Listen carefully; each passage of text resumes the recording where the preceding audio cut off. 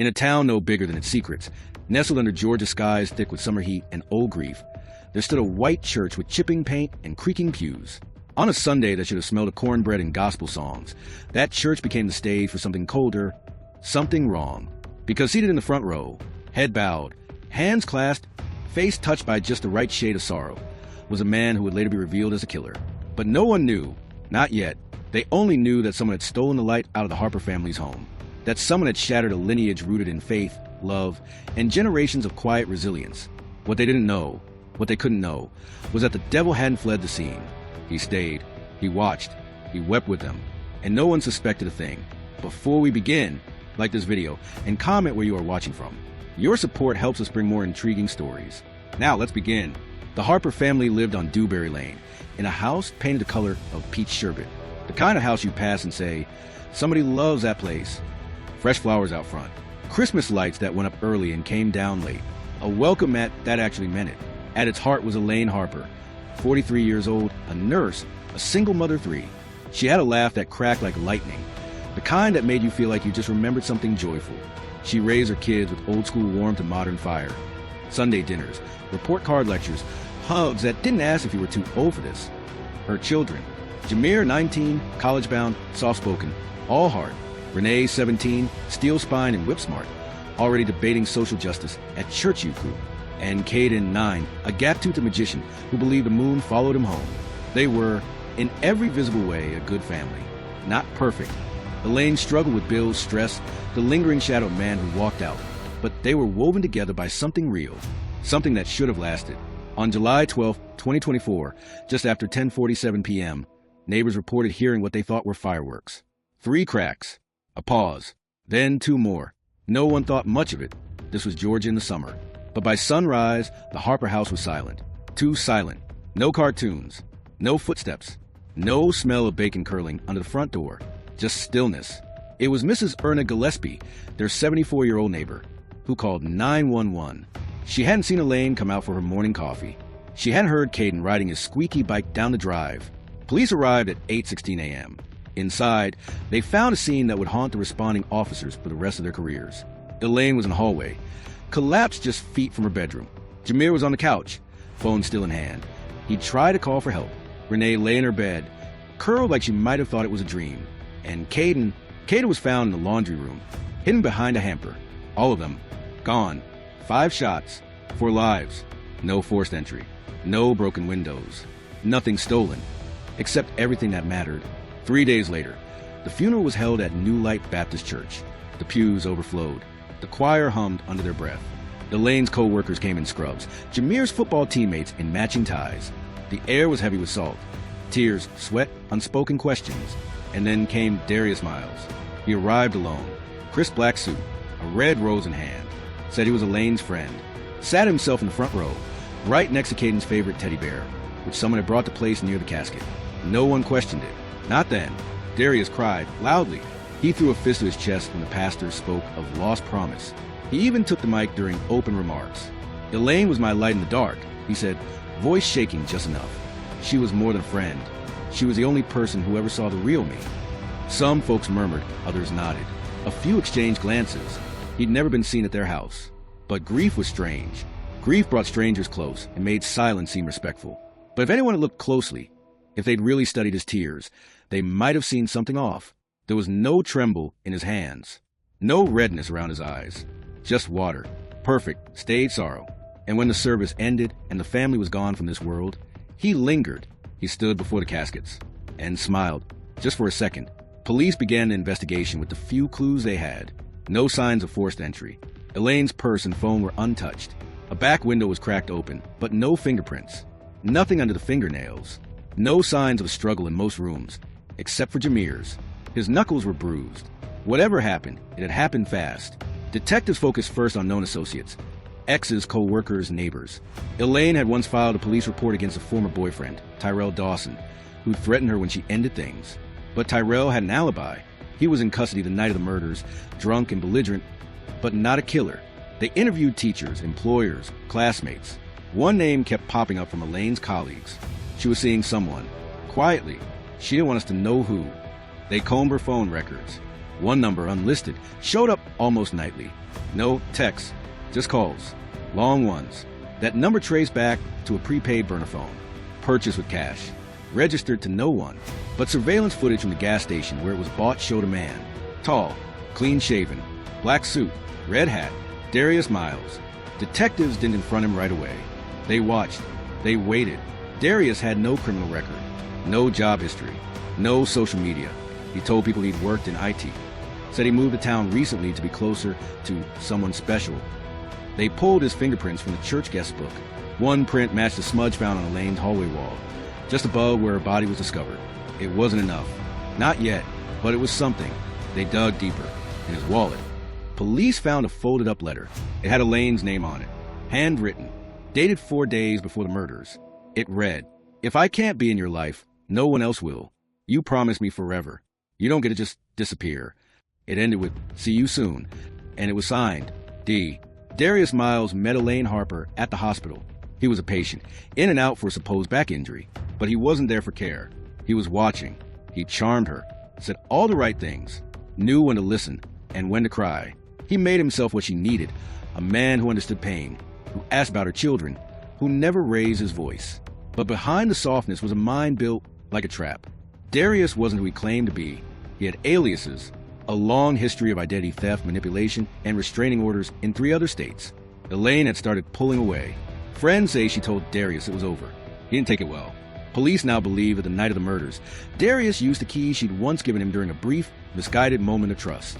He let himself in, and when her son Jameer confronted him, it all spiraled. At the funeral, no one asked why he was in the front row.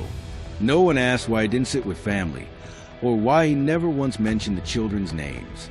But we see now, the killer wasn't hiding in the shadows. He was front and center, grieving, watching, owning his masterpiece like a gallery exhibit. But the truth was closing in, and what happens next will burn down every lie he ever told. Some secrets live in the open. In grins too wide, hugs that last too long, words said too perfectly.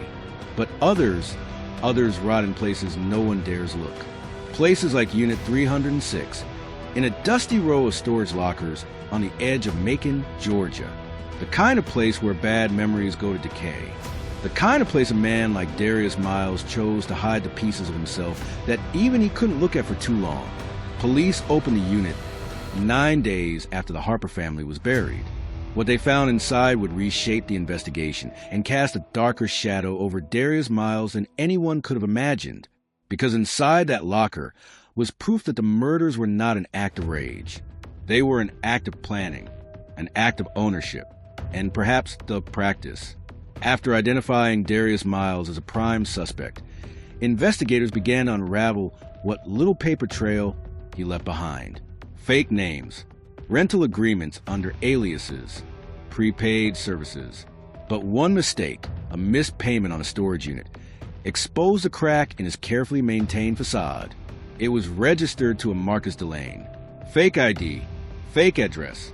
But the surveillance footage from the storage facility, time-stamped a week before the murders, clearly showed Darius Miles unloading something heavy from the trunk of his car. When detectives opened Unit 306, the air inside was thick with mildew and rot. Cardboard boxes stacked to the ceiling. Old clothes, broken electronics. But near the back, beneath a blue tarp, they found a locked black container. Inside, a burner phone, Polaroids of Elaine Harper, some taken from a distance, a child's drawing signed Caden, a .38 caliber revolver, matching the bullets found in the Harper home, and worst of all, a journal. The pages were filled with obsession. Darius called it the Book of Us. But there was no us. There was only him. Every page was a descent into madness dressed in poetry. He wrote of Elaine like she was a prize, a property, a purpose ordained. He documented their conversations, twisted, inflated, sometimes imagined. Other entries described her children in unsettling detail. Jameer is her favorite. She says it's not true, but it is. He stands in my way. Renee watches me when I visit. She's suspicious, like she sees the real me. Caden drew me today, said I look like a superhero. He doesn't know yet that I'd kill for them. But then came the entry dated July 10th, 2024. She says it's over. I say it isn't. I reminded her what we have, what we are. She'll come around. They always do. If not, there are other ways to stay together. Police now had motive. They had planning. They had possession of the murder weapon. But one question remained. Was this the first time, or just the first time they caught him? A background check turned into a nationwide inquiry. And it didn't take long for dots to connect. North Carolina, 2021. A woman named Tanisha Green, a nurse, reported a man harassing her, sending gifts, following her home. She changed jobs. 3 months later, she died in a house fire ruled accidental. No suspect, no arrest. Guess who lived in that city under the name Darius Miles? Jackson, Mississippi, 2022. A single mother, Latrell Banks, reported suspicious break-ins with nothing stolen. Then she vanished. Her body was never found. She had briefly dated a man named Marcus Delane, the same alias on the storage unit lease. Darius Miles wasn't just a killer. He was a pattern, a hunter of caregivers. Women with children, women who trusted, women who healed. The Harper family wasn't his first. And unless stopped, they wouldn't have been his last. When police finally brought Darius in for questioning, he didn't fold. He didn't scream. He didn't deny anything. He smiled. I loved her, he said. I didn't do anything wrong. He claimed Elaine invited him in that night. Claimed she said they could start over. That Jameer attacked him. That it was self-defense. Detectives let him talk. They watched the way he referred to the victims in the past tense, but never in mourning. To him, they weren't people anymore. They were part of the story. But his alibi fell apart under the weight of surveillance, DNA, ballistics, and the journal. He was arrested on 4 counts of first-degree murder and multiple federal charges related to interstate stalking. But the damage was already done. Elaine, Jameer, Renee, Caden, wiped from this world while he got to sit and script his legacy in ink. 2 weeks after the arrest, Elaine's sister Marsha Harper was going through Elaine's dresser when she found something that made her hands tremble. A sealed envelope, addressed to whoever finds this if I'm gone. Inside, if you're reading this, I ignored every red flag. I'm sorry. I let someone into my life who knew how to hide his darkness well. I thought I could help him, that he needed someone steady. But now I'm scared. Scared of what he might do if I walk away. I've told the kids if anything ever happens to me, they should run, but I know they won't leave me. That's who we are. We stick. We stay. We fight. I hope I'm wrong. I hope you never read this. But if I'm right, don't let him smile at my funeral. She signed it with a heart and the words, I love you, always, Elaine. Marsha remembered that smile now. Darius at the funeral. That eerie peace on his face. That stillness. He'd read that letter too. Not literally, but in spirit. He knew what he'd done. And still he came. Still he sat up front, like he had a right to grieve, like he belonged among the ones who bled. He didn't sit in the back. He didn't leave town. He watched the caskets close like a man inspecting a finished canvas. And when people hugged him, he hugged them back. There's one more thing police found in that storage locker. A photograph. A woman, early 30s, smiling, holding a baby. Written on the back in red pen, Next. She hasn't been identified. They don't know her name. They don't know if she's alive. But they know one thing. Darius had a plan, and the clock was ticking. In every true crime story, there comes a moment, a flicker in the dark, when a second tragedy feels inevitable. The Harper family was gone, their home silenced, the killer behind bars. But then came the photograph, the one tucked inside Darius Miles' storage unit, behind the false walls of his madness. A smiling woman with tired eyes, holding a baby with chubby cheeks. On the back, in red ink, Next. Who was she? Why had he chosen her? And God help us. Was it already too late? The photo was scanned, enhanced, cross-checked with every missing persons database in the country. Nothing. She wasn't reported missing. Not listed in any domestic violence registry. not in DMV records or hospital reports. She was a ghost in plain sight, a woman with no digital footprint, no obvious link to Darius Miles. But then a junior investigator spotted something small, something easily missed. In the corner of the photo, a birthday banner. Happy 1st, Carter. That one clue cracked open a lead. They searched daycare centers and social media accounts, running image recognition through family event photos. And there, buried in an album on a private Facebook page, was the same woman. Name, Jasmine Ray. Age, 31. Residence, Montgomery, Alabama. Single mother. Physical therapist. No criminal record. And, chillingly, she once treated a patient under the name Dion Miles. It was like watching an old story play out again, just with different names. Elaine Harper had met Darius in a hospital. So had Jasmine. Elaine had 3 kids. Jasmine had 1. Elaine was trusting. Jasmine was the same. But Jasmine had one thing Elaine didn't. Time. Because Darius never got to finish his script this time. The Harper murders interrupted what might have been the next chapter. And Jasmine had no idea she'd been cast as the leading woman in a story that ended in blood. Detectives reached out immediately. It was a warm Thursday evening when Jasmine answered the knock. Her first reaction was confusion, then concern, then terror when she saw the photo, when she read the word on the back. He used to come into the clinic, she said. Said he pulled something in his shoulder. Quiet guy, asked about my son a lot. I thought he was just lonely. He gave her a different name. She remembered his voice, soft, careful. Too careful. He never made a move, never gave a reason for alarm, but he had followed her home once. She saw his car in her rearview mirror. She convinced herself it was coincidence. Now she knew better. He'd been planning, and when she looked at her son, sleeping peacefully in the next room, Jasmine began to sob. He watched us, she whispered. He watched us like a man studying his next breath. Profilers began building Darius Miles' psychological blueprint. He wasn't insane in the traditional sense, not disorganized, not impulsive. He was methodical. His targets were single mothers, often black, often in caregiving roles, nurses, therapists, teachers, women who radiated control, care, soft power. Darius, raised in instability in violent homes, learned early that women like Jasmine and Elaine embodied the safety he was denied. But instead of admiration, he bred entitlement. He didn't want love. He wanted possession. He mirrored their emotions, imitated connection. But when they pulled away, he snapped. And not just with rage, but with ritual. Each woman wasn't an end. She was a proof of concept, a practice, a chapter in a deranged series. Back in Macon, Elaine's youngest son, Caden, had left behind more than crayon drawings and giggles.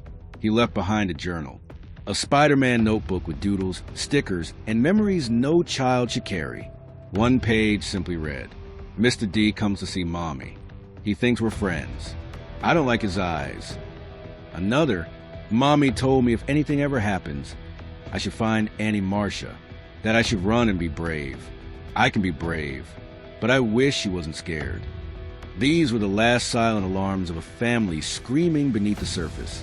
Warnings no one heard in time, except maybe, just maybe, in time for Jasmine. After the funeral, Macon, Georgia changed. Windows got thicker, doors locked sooner. Neighbors who once borrowed sugar now barely made eye contact. Because Darius Miles didn't feel like an outsider. He felt like one of them. He grieved like one of them. He held hands like one of them. He sat in the front row, for God's sake. The community felt violated, not just by the murders, but by the realization that evil doesn't always wear fangs. Sometimes it wears a suit. Sometimes it shows up with flowers. Jasmine Ray had every reason to vanish, to hide, to pull her child into the darkness and never look back. But she didn't. She agreed to testify. She said if Elaine had written a letter warning others, then so would she. He doesn't get to rewrite me into a victim, she said. I'm not the ending. I'm the turning point. With Jasmine's cooperation, Prosecutors added attempted murder, stalking, and targeted interstate harassment to Darius Miles' charges.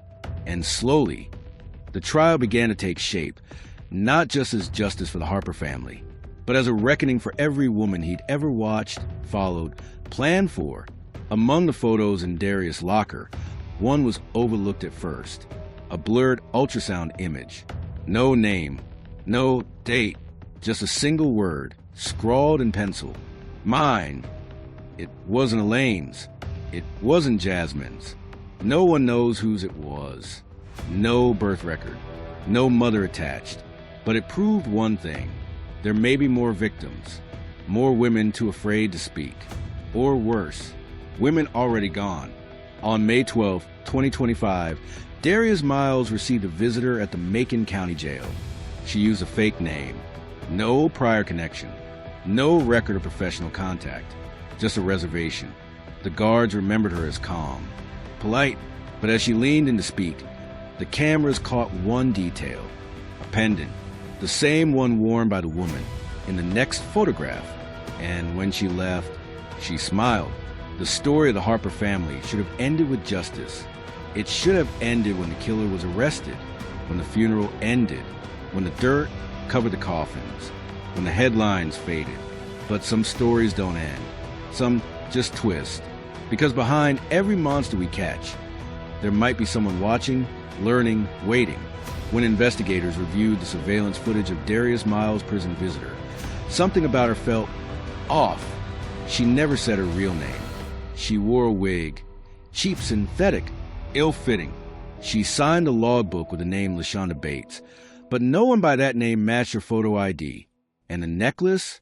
A delicate silver pendant in the shape of a teardrop. The same pendant seen in the photograph Darius had labeled Nex. But Jasmine Ray didn't own that necklace. And when authorities contacted the pendant's manufacturer, they traced it back to a limited run, sold in only 5 stores in the Southeast. They were able to identify the buyer through credit card records. Name, Monique Lattimore, a woman who vanished 4 years ago. Her missing persons file had been closed due to lack of evidence. She was presumed a runaway. No body, no trace. Until now, the footage had no audio, but lip readers brought in by the FBI were able to piece together fragments of the conversation. She said, "I kept your secrets." She said, "They'll never find them all." And Darius? He smiled, a thin, reptilian curl of satisfaction. Then he leaned forward and mouthed just 4 words. "I'm not the only." It's easy to believe evil acts in isolation, that killers are anomalies, that monsters are rare. But sometimes monsters find each other in chat rooms, in prison letters, in support groups masquerading as trauma circles. A small task force was formed to analyze Darius Miles' digital trail. What they found was disturbing. Encrypted emails, code words, mentions of other women, and a list, a handwritten list of first names. Some of them have been murdered, others still alive. For now, the case exploded from a single tragedy into a national manhunt, because the killer in the front row might have been the face, but he wasn't alone. Jasmine Ray left Georgia 6 weeks later. Quietly, no press, no cameras, but not to hide, to build. She founded a nonprofit called Shatterproof Voices, a support network for women who survive stalking, grooming, or emotional manipulation by violent men. She travels the country now, speaking in shelters, visiting schools, standing in courtrooms.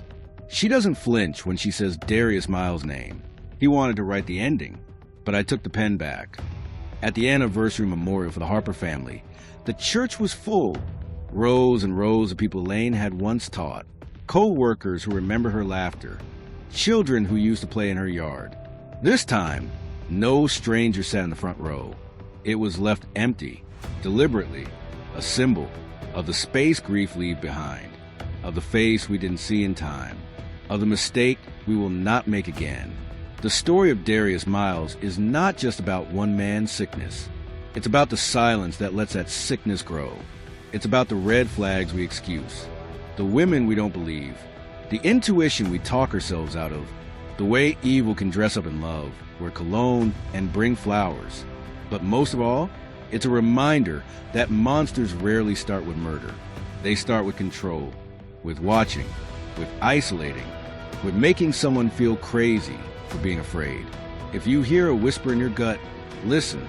If someone you know is shrinking under the weight of a relationship, ask. And if you ever feel like you're being followed, watched, or groomed, you are not imagining it. You do not owe your politeness to someone else's persistence.